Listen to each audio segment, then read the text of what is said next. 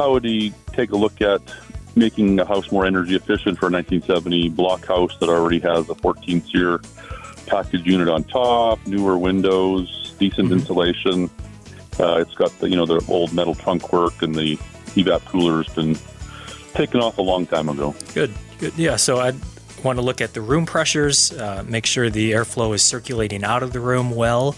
If you notice the doors close by themselves when the heat or air come on, that's a sign that it's getting high pressure. I want to look at the elbow on the roof, transitioning from the unit to the jack. Make sure that's not choking off the airflow. A notorious problem in those ranch homes is the return is too small because of that elbow being too small. And then the air leakage, where your soffit is down the middle of the house, make sure those top plates on each side of the trunk are sealed tight and the attic is separated from the house.